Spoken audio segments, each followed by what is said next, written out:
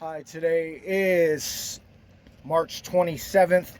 We're on the roof of the Graham family in Phoenix, Arizona, where it is currently 93 degrees. It is approximately 2 o'clock in the afternoon. I'm going to be doing a repairability assessment on that shingle marked with X. We see a large crease throughout the entirety of it.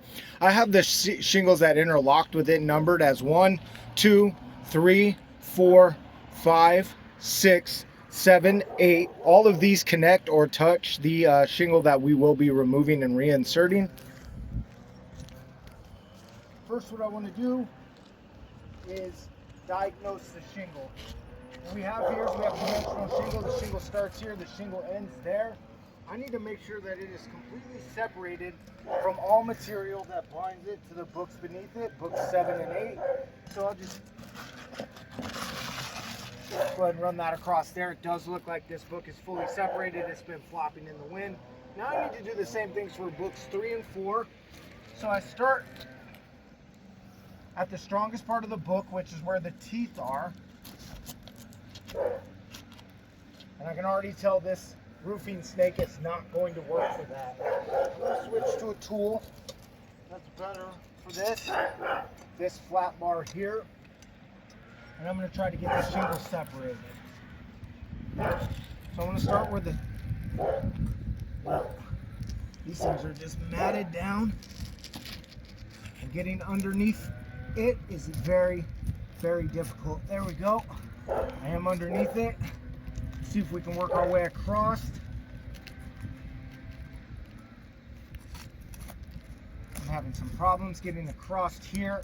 We can already see some tearing. Look, this is so matted to the book below it, it's tearing. That is not working either. Let's switch to this soft nose putty knife. See if we can get that under there. There we go. That's a little bit better, but it is also still stuck right here. We're gonna skip around that spot. See if we can break this free. There we go, I've broken through. In Arizona, these things just mat and bind to the books below them because of the contrast and weather, the hot. We got another tear here. I'm gonna mark these. This is a tear right there. We also have a tear right there. So we have 2 tears already, and we barely started.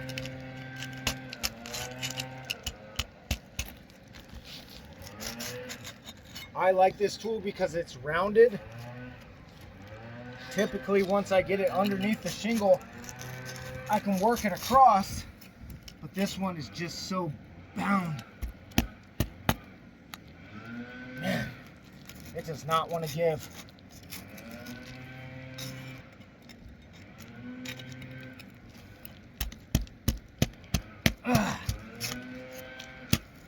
It's literally just cutting through it. It's not even this.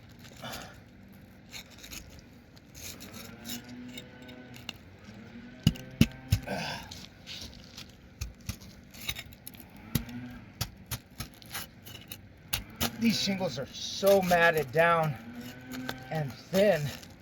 The condition is just so difficult.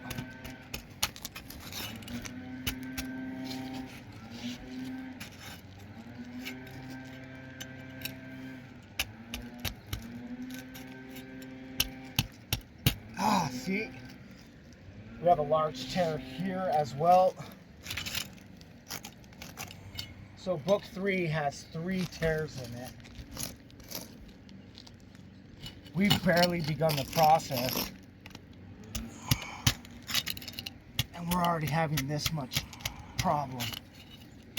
We're gonna run into this all the way. There's another small tear. It just won't. I'm going to circle that with my chalk.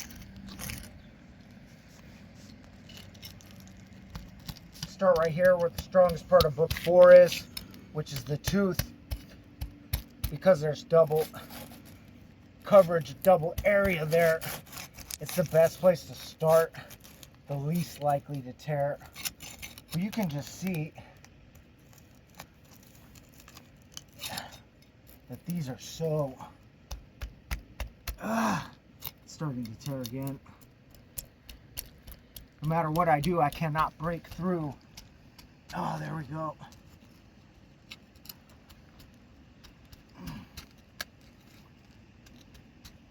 Man, I barely was able to get that through. We see a small tear there.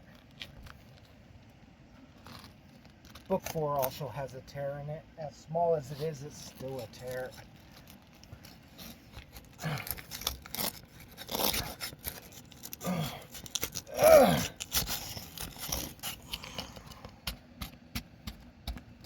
Alright, I'm not going to... Normally I would free book 4 all the way, but because of the difficulty we're having removing the matte material, I'm going to run my finger under here. Actually, was able to get that pretty smooth. Look, we've cut all the way across and this book still isn't released.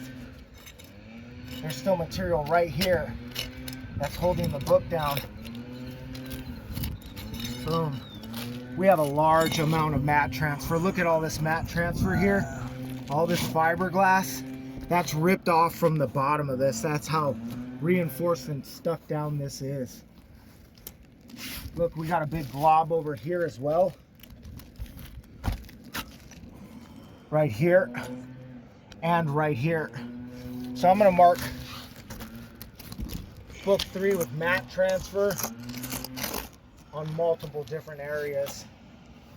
Now that I have both books 3 and 4 lifted enough, I'm going to try to separate the shingle from the decking. What I'm going to do is I'm going to go underneath here and just work to get it free from the fasteners. Now I'm going to work to get it free from the fasteners that are in 1 and 2, underneath books 1 and 2.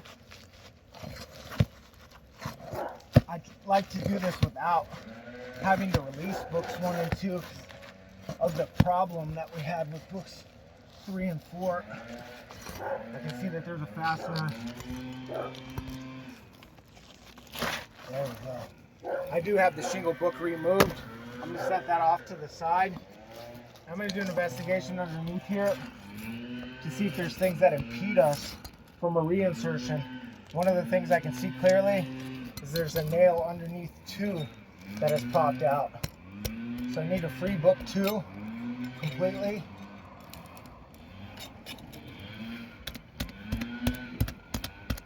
Man! There we go. And we have another small tear right there. This is just not conducive to a repair.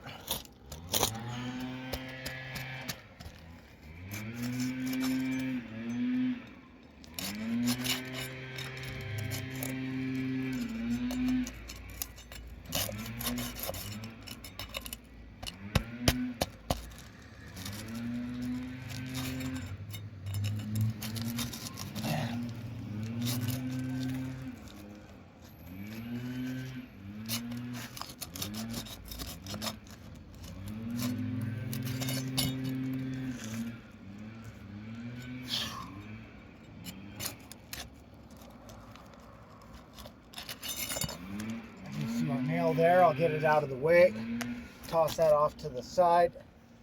But we can see here that there is a tear in book 2. Also get this here, document this. We see that this tooth has become delaminated and we see all this matte transfer here. So I'm going to mark book 2 with a tear, a delaminated tooth, and matte transfer.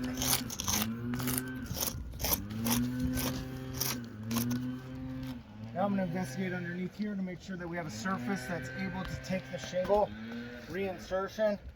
Looks like we got a couple nails that impede our reinsertion. Get those out of the way, 1 and 2. Now we'll look under book 4. We have 1 there that impedes us. Now I'm going to take the shingle book. I'm going to line it back up where it used to be. I'm going to work to get it back in place.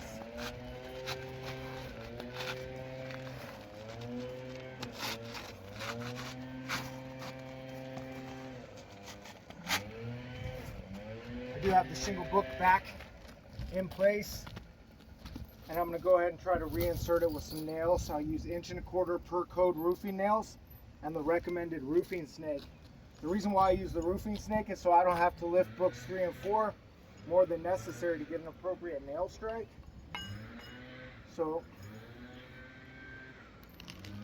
put those off to the side. We'll start right here on the very edge.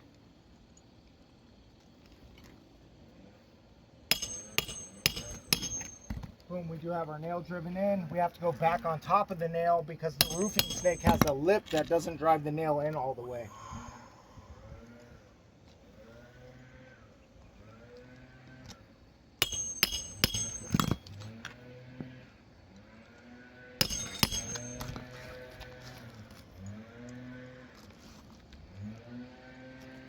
So we're in the nail strip and straight.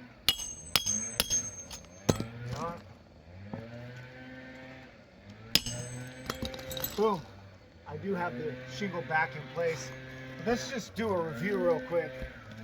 To release books 3 and 4, we have a tear here, a tear here, a tear here, a tear here, a delaminated tooth here, a tear there. Books 3 and 4 are now completely destroyed. They would need to be replaced. We look at book 2, which had to be lifted. It has a delaminated tooth. It has a tear. And it has matte transfer completely under it. Look at this. We can just see that it tore a piece of this material completely out. So 3 out of 8 books have been affected and damaged during the removal and reinsertion of one. I deem this roof irreparable.